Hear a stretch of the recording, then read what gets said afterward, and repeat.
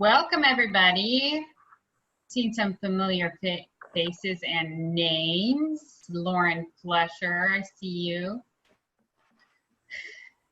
Sarah Buchholz. Welcome, Becky Bellhars. Let's go ahead and get started. Hello, sorry, I'm slow today. You're good. Welcome, and I don't know if there's any guests here today. That's okay, Rose, we get it. Oh, sorry. Yeah, I don't know if there's any guests here today, but welcome members and or guests. If you are a guest for the first time, my name is Amy Boson, the president of the International Facility Management Association of Kansas City, outgoing, and we have a week left for nominations for our new board, which may be another slide. I'm just chatting with you all. And we're excited to have Jill McCarthy here today. We met our goal of raising money for 1,000 masks, and we have several wonderful organizations that we are going to donate those to, and we'll keep you updated on that. Thank you so much for your generosity and your donations. Many people will be benefited by that. We have a COVID-19 resource page on our website. Please take advantage of that as needed. And of course, we still have our wonderful committees, and we love and welcome new people, new members, as a way to get involved. If you want to know more about what we are up to and what our goals are, please reach out to our committees. And thank you for our wonderful sponsors. Our sponsors are our best friends. Thank you to HL Restoration, Image Flooring, ServPro, Garmin, Hallmark, Scott Rice Office Works, Herman Miller, and Spring Venture Group. Thank you all so much. We so appreciate all of you. And be sure that you are signed up for our Monday morning memo. And if you need more information about that, email Rose at info@ifmaKC.org. And next, I'd like to introduce our speaker today, who will be talking about regional economic development success through partnerships, Jill McCarthy. And she has a long bio. If you haven't seen everything that she is up to and is responsible for in Kansas City, check it out, because we're talking to a power woman here. And so I'm so excited to hear from Jill today. So please help me welcome Jill McCarthy. Thank you, Amy. I appreciate that very much. I'm going to try to share my screen here. I do have some slides. So it says host disabled, attendee screen sharing. So I don't know if that's a Rose. Thank you, everybody. I know, that's so nice. Let's try it again. Okay, yep. It does that automatically. Looks like I can share. And hang on one second. Hit play. There we go. Now we're on it. Yeah, we got Does everybody see it? Because I don't see anything except for this. Does everybody else see it? Looks perfect, thank you. Okay, there we go. So regional economic development, and that's really what I'm in charge of when it comes to the Kansas City Area Development Council. But I also want to share a little bit about myself. I've been in economic development really for almost 30 years, for 29 and a half years. My husband and I have been married for 34 years. I'm a Chicago native. He is from Oshkosh, Wisconsin, which makes the whole Bears-Packers conversation pretty contentious, but we're both Chiefs fans, so this is a good thing. And we're Royals fans, and we're supporting KC fans. We have one son who's a captain in the Army. He married a young woman from New York whom we adore. She's a teacher. And we have 2 Huskies, and they have 2 German short-hair pointers. And I mentioned earlier that we're here in Georgia helping my daughter-in-law get their new house ready. Our son's out. He won't be able to be here until maybe mid to late July, along with all their furniture. So we're kind of plastic tables and chairs and all those kinds of good things. And they have 2 German short hair pointers. So if somebody rings the doorbell, you'll hear it, you'll know. So again, the Kansas City Area Development Council, we cover 18 counties, 50 cities across both state lines. And that's just for KCADC. We also, we cover a bigger footprint when it comes to our animal health corridor and when it comes to our federal attraction strategy as well. And I'll talk a little bit about those in a minute. And really, we're charged with new business attraction. And so if there's a company in Kansas City that's expanding or moving to another city within the cities, within the metro, we just don't work those kind of projects. We're all outside attraction coming in.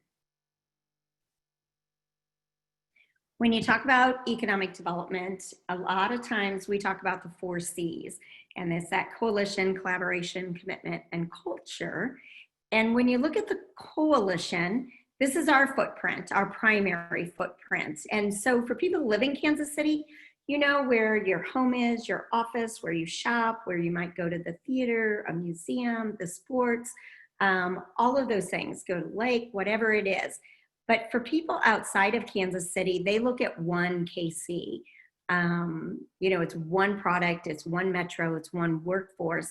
And that's the way it's viewed with our clients coming from New York, LA, Atlanta, any of those. I will also say, if you want to interrupt me for a question, feel free at any time. And again, I talked a little bit about this. It's our job to drive investment into this region, and we're the great facilitators. So I wouldn't say that I'm a master of anything other than economic development, but it is my job to be aware of a lot of things and bring the right people to the table. 3 of our core initiatives are really SmartPort, the Animal Health Corridor, and Team KC, and they're built around industry specializations where we have full-time staff, either 2 or 3 people dedicated to each of these initiatives. And these are under the business development umbrella. When you think of SmartPort and logistics, we're in the middle of the country, really the middle of North America if you take out Alaska. And we are a #1 rail center, #3 for trucking, #2 for automotive. We have incredible amounts of foreign trade zone space. When it comes to animal health, we started this whole outreach back in 2006 just by doing a deep dive into the industry and trying to get an understanding of how many companies were here.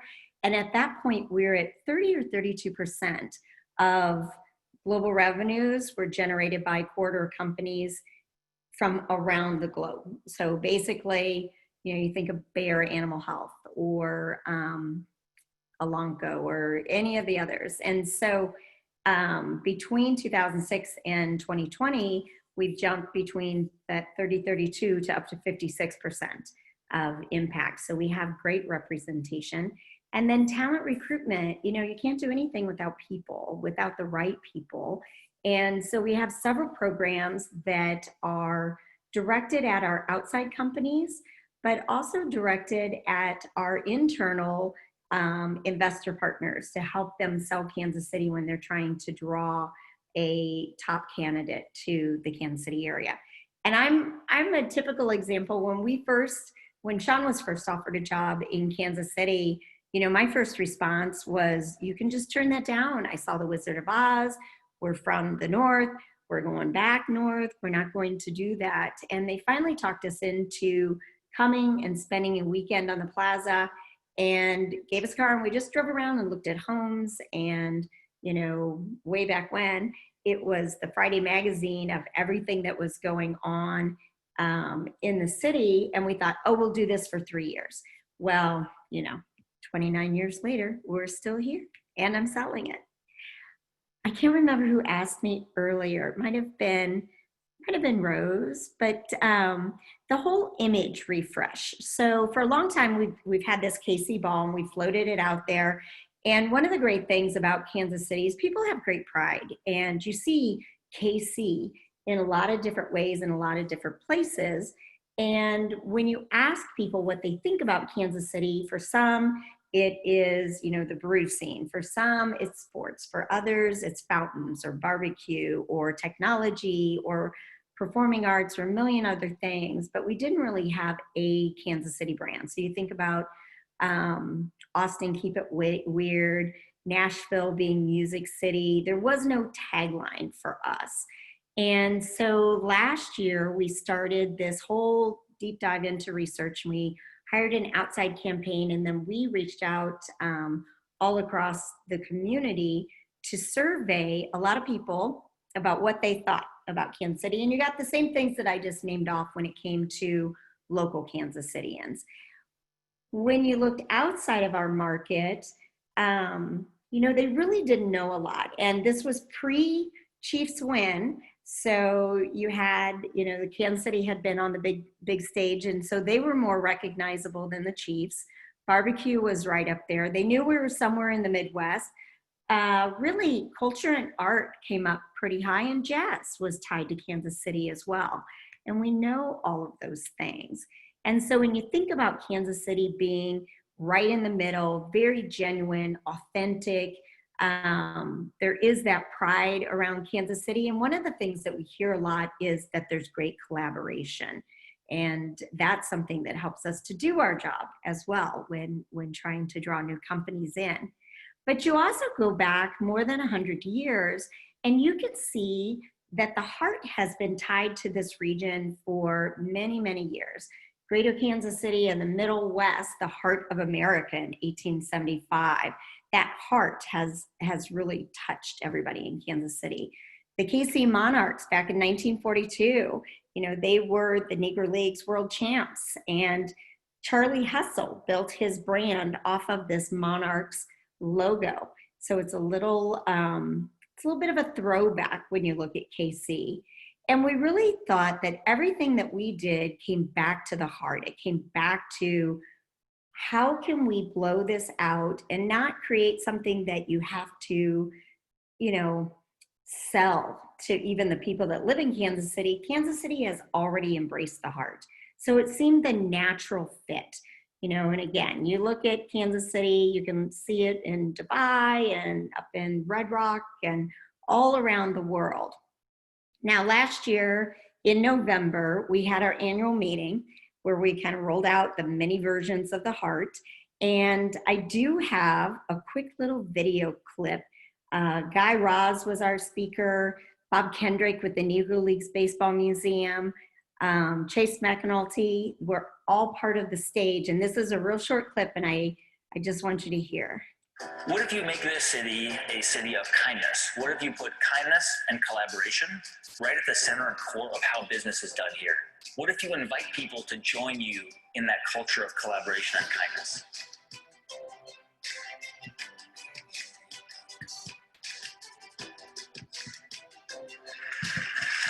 Welcome to the 2019 KCADC annual meeting.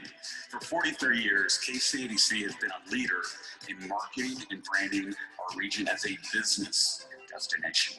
Now is the time to turn up the volume, to tell the KC story, and amplify the pride we all feel for our region. To supercharge KC's growth, we have to go beyond a business and talent audience and reach a global consumer audience as well. We found an iconic brand that will amplify the promise of KC to corporate decision makers, to talent, and to anyone making choices about where they want to live. We need the communities, the organizations to come together to help amplify this thing and take it to the next level. Late great Buck O'Neill, God bless his soul, said that when he came to Kansas City in 1938, he knew that he was coming to the heart of America. He never knew that he was coming to the center of the universe.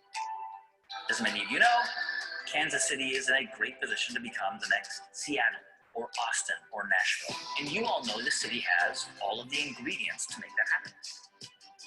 A bunch of stable legacy companies like Hallmark, an H&R Block and Garmin, all these architectural firms, a highly skilled workforce, these hip downtown districts, great restaurants, affordable housing, good schools, a culture of civility. Tell people that the story of this city is the story of a place where you have space to experiment, to fail, to iterate, to test, to pivot, and to innovate. You take anything away from this event, this is it. The KC Heart brand does not belong to KCADC. It belongs to every single person, organization, and leader in this room, and much more importantly, everybody outside those doors. Because it's going to take all of us working together to amplify everything that is at the heart of our KC. It's up to all of us to amplify KC, and it starts today.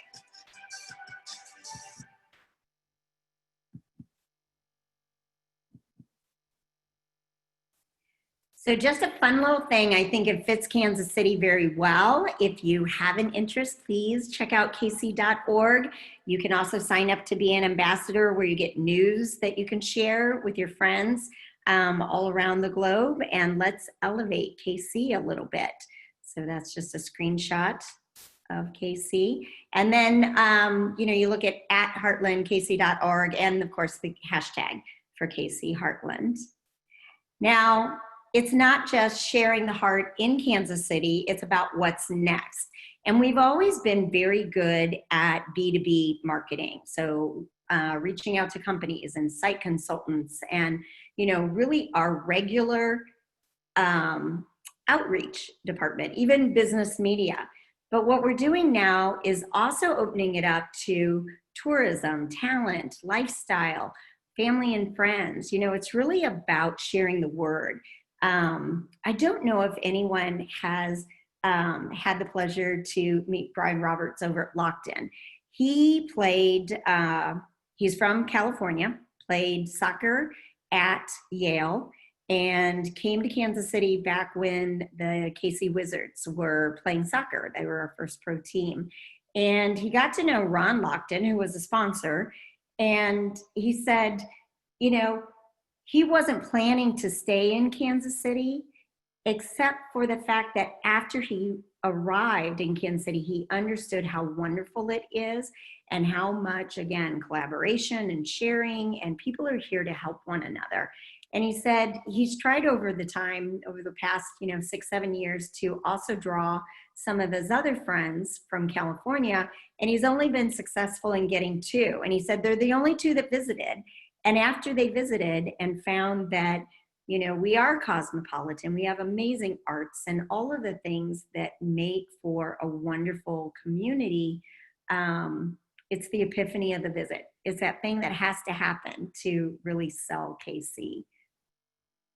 Some of our target markets are the ones that fit best with us. The central US, Chicago has a nice affinity.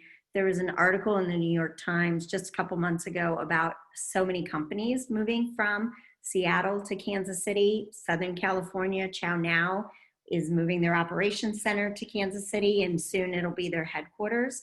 And then New York City, we get a lot of looks out of New York. We're a little more hit and miss. We seem to do better socially with the Chicago, the Southern Cal, and the Western California coast. New Yorkers tend to go more toward Atlanta or Florida, but we've had some great successes there too. So we rolled this heart out just as the Chiefs were ramping up their run for the Super Bowl. And one of the greatest things I think I've heard really since this all happened was from Patrick Mahomes. And it's about how special KC is and that this is where he wants to be. And we really want to keep it because he is an amazing spokesperson for us. But we have a lot of other spokespeople and famous artists or singers, musicians, one of which is Tech9. We have this annual living and working document. It's a lifestyle magazine. This is the first year we put the heart on it. And I'll send this link over to Rose along with the links to the video and a PDF of the presentation. But this is an amazing magazine to sell Kansas City to people that don't live here. It's a peek behind the curtains. It's stories about individuals that have moved and their experiences. It's just been a really good tool that we're able to use. So then you talk about collaboration, and collaboration means, you know, exactly what you think it means. We're all in it as a team. No one person ever creates success. It is a shared prosperity that's out there. And so KC Rising, I think many have heard of this. It's been around almost 4 years now. Many of the civic institutions are behind it, along with many private companies. And it's about rising or raising the profile of Kansas City when it comes to our statures. So we tend to be 30 to 33rd when it comes to population. We have a lot of higher rankings on other assets, but sometimes we're not moving up as fast as we need to. And so KC Rising is really a deep dive into that space. One of the greatest failures that we've ever had, and you know, every failure is an opportunity for what comes next, but I think a lot of people remember HQ2 for Amazon and how very public that was. And we opened it up, our process, to more than 200 individuals and companies that were not already members or investors of the KCADC. And we gained so much knowledge out of that. We put together an amazing proposal, amazing website, all of these things to pitch to the HQ2 site for Amazon. And they came back at the end of the day and said, man, you really opened our eyes. You guys are amazing. But you're in the middle of the country, but you're 8 hours from Dallas, Denver, Chicago, you know, Indianapolis, and on. And we need more density in that segment.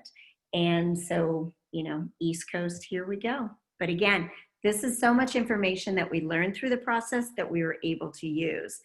Another big initiative that was critically important to what we do, it was passing the new single terminal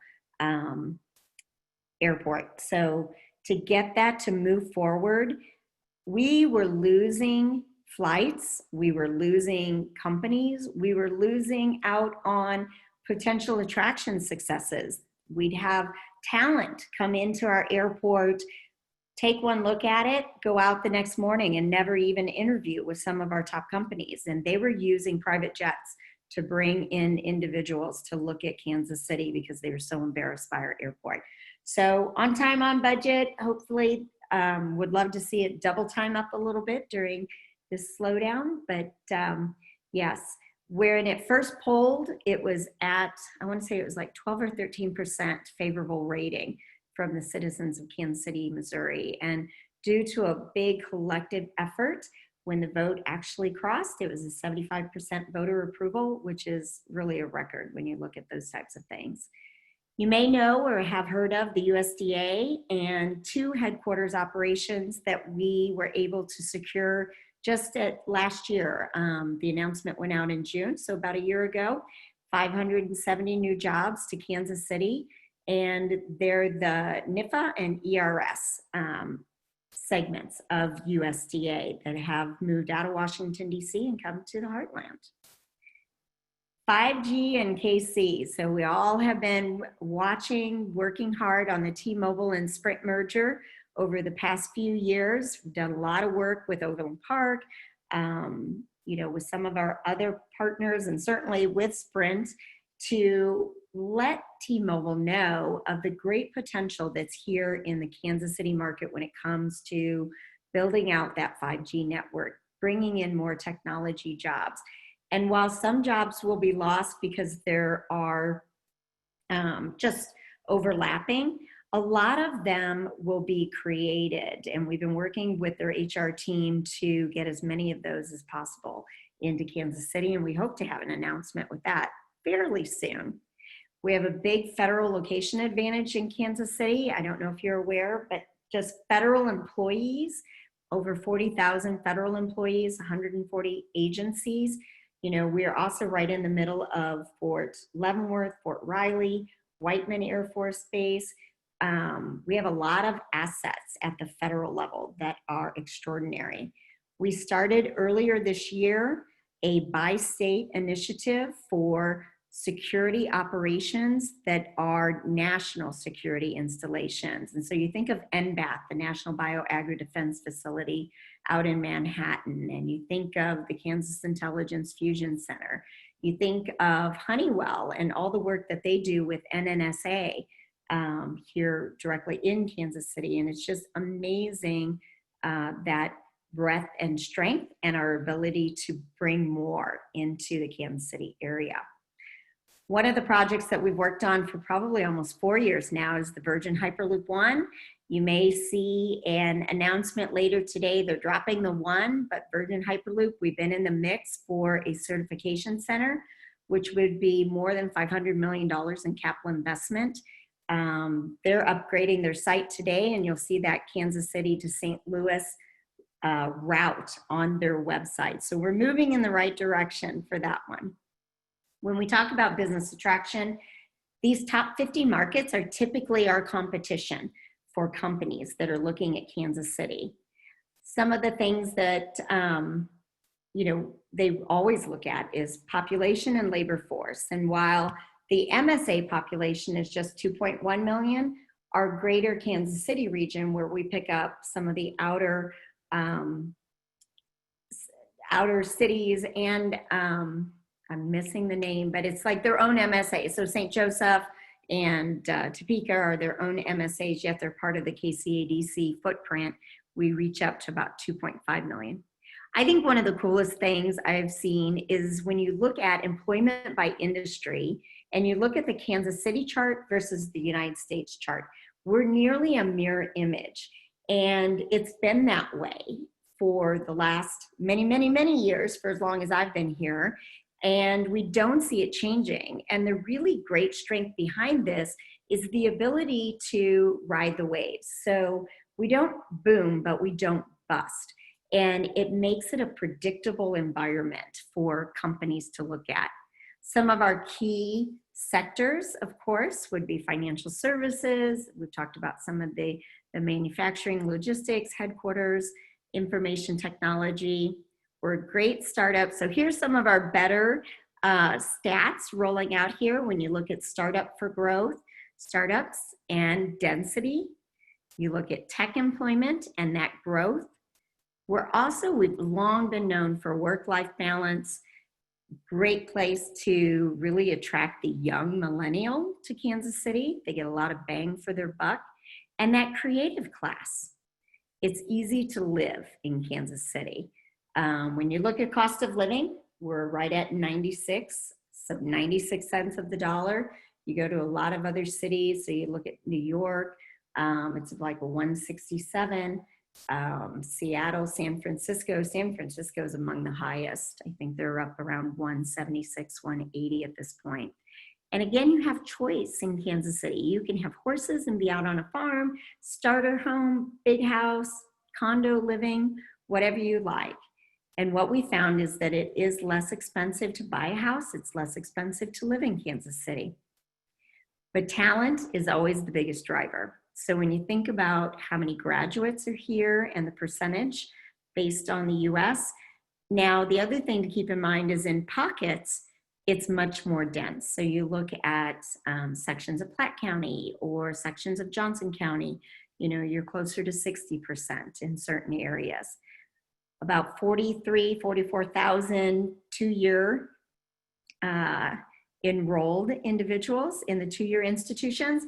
And what you see when you have Johnson County and you have the MCC platform, they have between 16 and 19,000 enrolled for their certification programs, yet they have almost that same number in the nighttime programs that are non-certification. So you think about winemaking or American Sign Language or building on computer skills, all of those things. So Kansas City is a great place for education.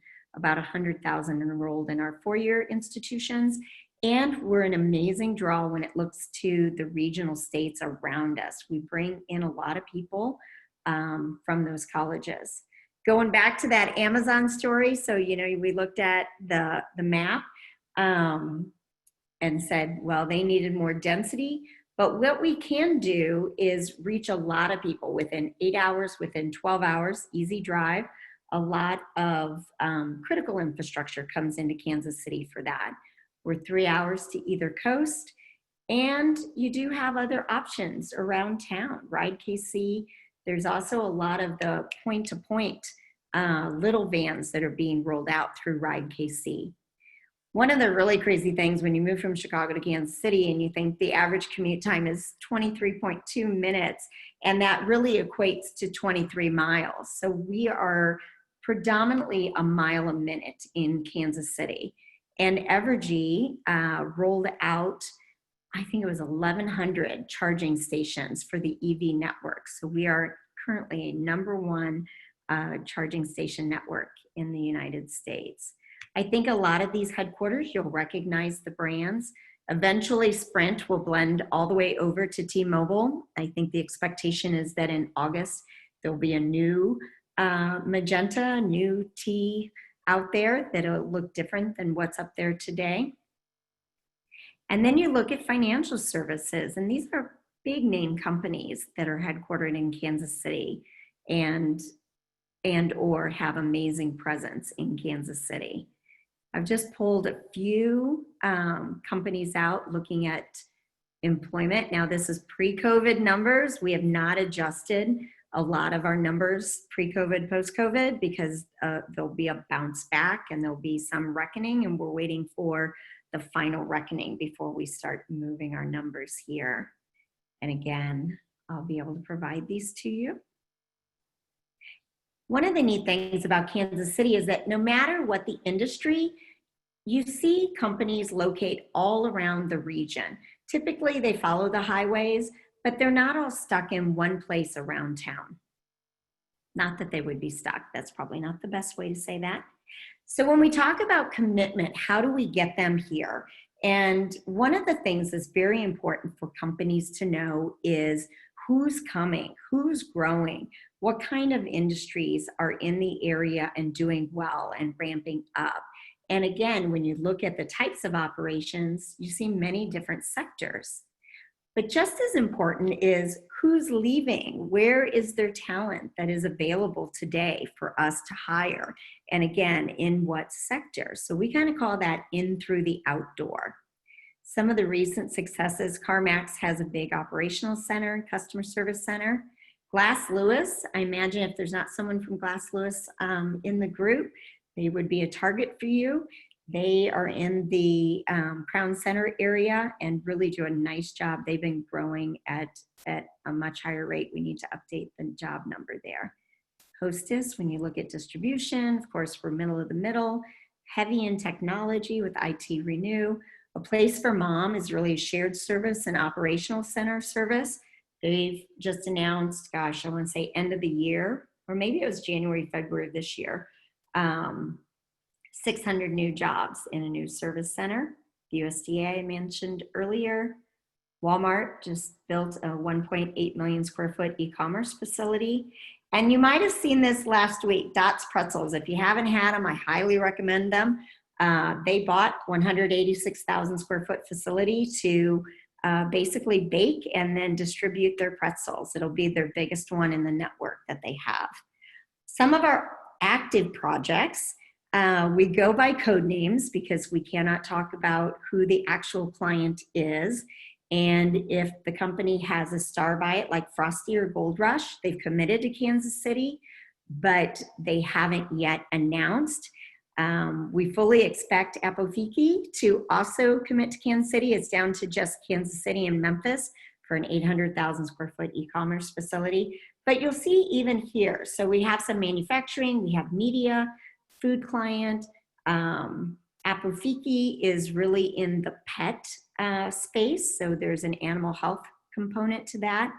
Grayling is fintech, IT, and customer service. We're down to just 3 markets. That project went on hold as they're trying to determine, do they need 150,000 square feet for their office center? Do they need 250,000 to build up more space? Do they need less because they'll have many agents work from home? Or do they need something in between and have a flex model? We're seeing that a lot on our office projects, while our manufacturing and e-commerce, they're still moving ahead. And you may have seen yesterday, I think it was in the paper, Golden Plains Technology is basically, they have secured 1,000 acres. We've called that KCADC. We have 2 other clients looking at that 1,000 acres for hyperscale data centers. And normally we never talk data centers publicly, but Golden Plains put that out there in the newspapers. So right now it's fair game. What I will say is that once we have an opportunity for a lead, we're like a dog with a bone. You know, we just work it. We never let it go. And if we can't win this one, then we keep building that relationship for whatever comes next on down the pipeline. For our organization, we are really judged on payroll attraction, jobs, and capital investment. When you look at culture, again, culture matters. You have a lot of cities that even pre-COVID were in a livability crisis. People cannot afford to live within an hour-and-a-half commute. The cost of living is extraordinary, whether it is for fun things to do or just the housing, inability to find housing. And so a lot of these are target markets for us, and they're good fits for us. When you look at the creative class, you know, that's anything from engineering and design to performance arts to metalworking to foods to I think of our rich history again with architecture. Also, Kansas City, if you didn't know, is an amazing city for philanthropy. Kansas Cityans are givers, and companies that build this vein into their whole platform do so much better. They retain, they're just amazing. The other thing that we're very rich in when you look at our museums, so our visual arts and the performing arts, it's unusual for a city our size to have really 2 contemporary art museums. It's also unusual for a city of our size to have the caliber of ballet, symphony, opera, and rep theaters that we have here in Kansas City. Of course, live music is always a draw, food in a very diverse way, from the brewery to the spirits, to the coffee shops that are Kansas City born, to any number of recreational assets. And then of course, our visible Chiefs, the Royals, Sporting KC, the Speedway, they provide so much goodwill for Kansas City through what they do really on the national stage. And then I'm going to close with one more very quick video. Here we go.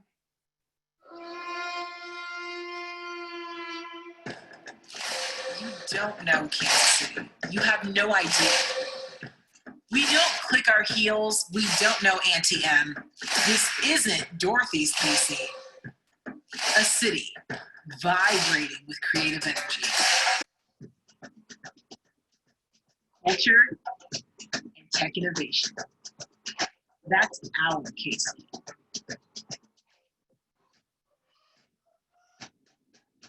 You think you know KC? We rarely play by the rules. We shatter expectations. If there's a mold, we break it. We create something better. Come see what we built. Stay and stake your claim. KC strong, KC proud, KC now. KC is already done. What is that around?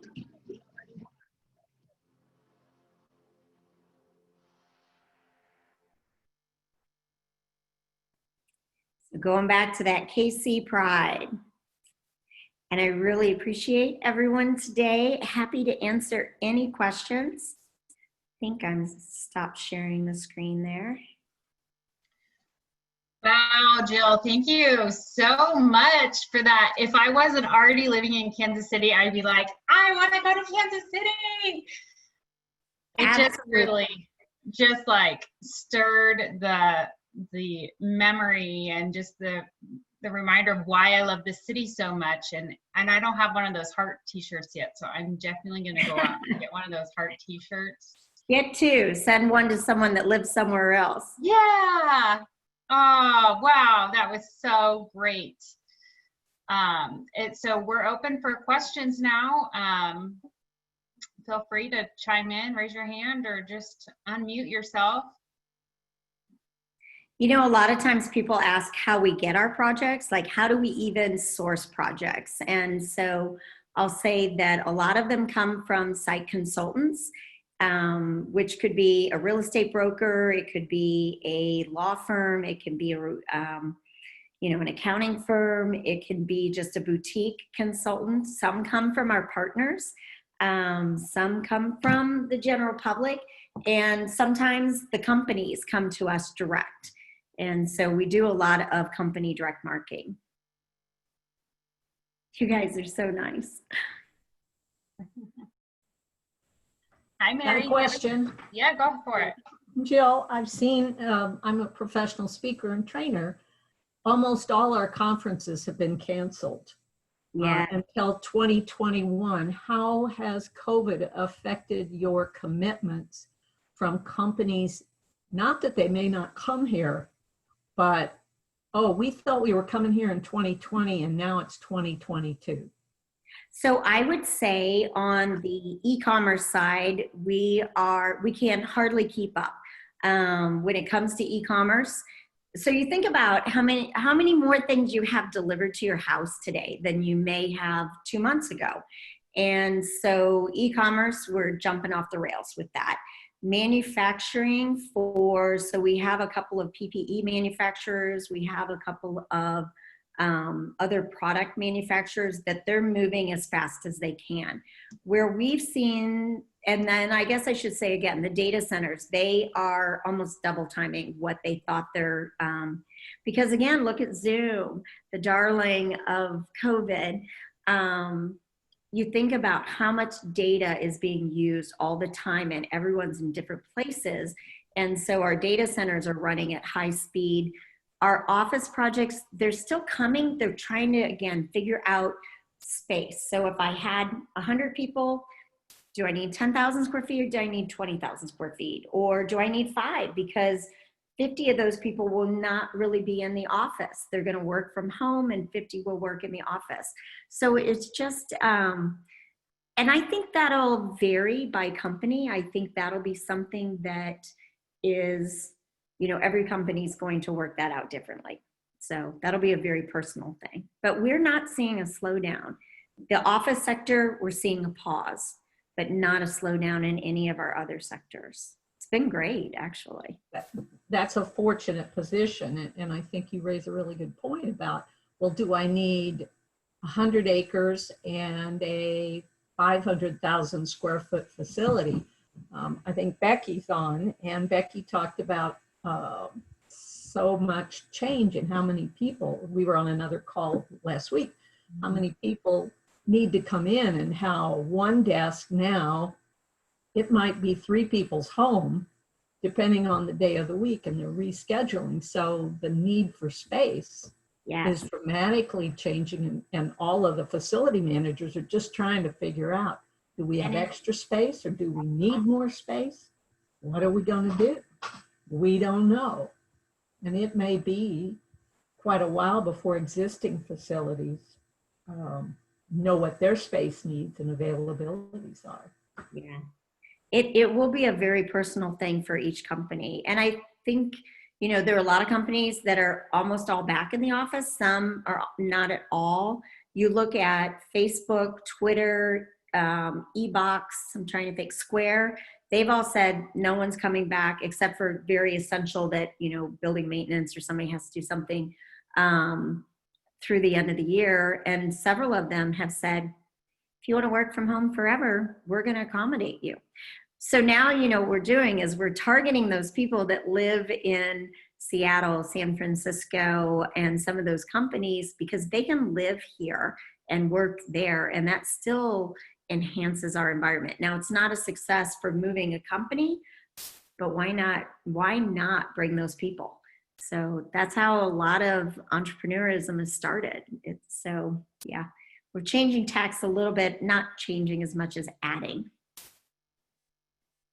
Good question. And Darren, I'm going to tell all your friends to come too. So, yep, West Coast transplant since 2002. Yep, preaching it. We are too. We did get I have 5 siblings. My husband has 6, and we got one of his brothers to move, and we got another one on the hook, I think, to move to Kansas City. So. I'm only from Wichita, so home isn't very far away, but I'm thankful to be in the city and close enough to family to see them as well. Yeah. You know, my daughter-in-law is from New York, and her sister lives in downtown Manhattan. And she and her boyfriend are actually building a home in Boca Raton. They were trapped in their building. They couldn't leave for anything. You know, it's like everything was shut down. It was just a crazy time, and they don't want to be there for whatever's next. So you are seeing New York tends to go toward Florida, Georgia, Savannah. But we're really trying to ramp up our Heartland campaign all across the board. So, Jill, how can we support KCADC and or get involved? So I would say go to kc.org, because then you can, and again, that heart icon does have some restrictions around it, because we need to stay true with the K and the C and the way it is shaped. But, you know, use the heart, use it, talk about it, push people to it. Certainly if you have an opportunity with any companies or clients that you work with, talk about Kansas City as an option. If they're struggling for any reason in another market and they're interested, you can send them my way. Yeah, we're here to help. We're here to help. We're trying to grow our footprint. Great. You all are fabulous. I really appreciate you inviting me. Well, we are so blessed to have you as our speaker. We have our Tina Schaus on the call as well. She's a longtime Kansas Cityan and IFMA advocate, and thank you, Tina, for joining us today as well. I absolutely loved it. Like she said, I've been here a long time, and I used to travel all over the world on behalf of IFMA and other organizations. And they would ask me where I was from, and they would look at me with this strange look and say, why? And I said, have you ever been there? Well, no. And I said, well, don't try to do, come and know us. So yeah, I will never leave. I would never go anywhere else. Thank you so much. Thank you, Tina. I would say, you know, we really, when we came, we did not anticipate staying. And we cannot imagine living anywhere else. And so our son went to school in New York, and he was always asked, you know, do you have cows? Are you on a farm? You know, do you have water? And just crazy. Isn't that crazy? So yeah, we have some work to do. So I just wanted to interject. This is Brittany Gamble. I live in Kansas City, have for many years, but I work in DC. And Tina, I had the opposite effect when I started working with the FDA. When I told people that I worked or that I live in Kansas City, they're like, oh wow, Kansas City barbecue, what a great place. And do you know Patrick Mahomes? I said, yeah, I only lived a few blocks from you. Oh my gosh, you live by Patrick Mahomes? And everybody's pretty excited about it. I had a really positive reaction from everybody. It's interesting with the federal presence in Kansas City. They bring, you know, they come back and forth a lot. And so especially, we also have a federal executive board, which there are only maybe 10 of those. You think about the Federal Reserve. I'm trying to think how many there are. It's like 10 or 12. And I've sat on a flight next to other federal people a lot. Yes. People that I didn't even know were here are here. Yes. Yeah. A lot of, you know, 3-letter codes that you're not supposed to talk about. Yeah, we have a great presence here.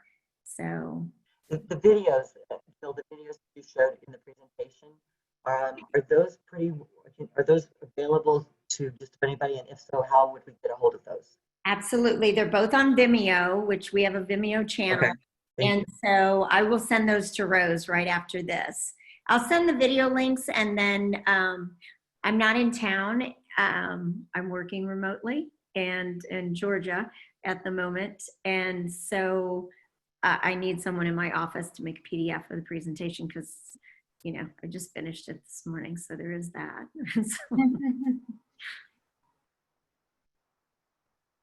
Great. All right. Well, I don't know. I don't see anybody else with a question. So thank you again. Thanks, Rose, for facilitating. Thank you, Jill, for presenting. And have a wonderful Tuesday. Have a great rest of your week. And look forward to seeing you next time. Thank you, everyone. Thank you, Amy. Thank you. This is great. Thank you. Thank you.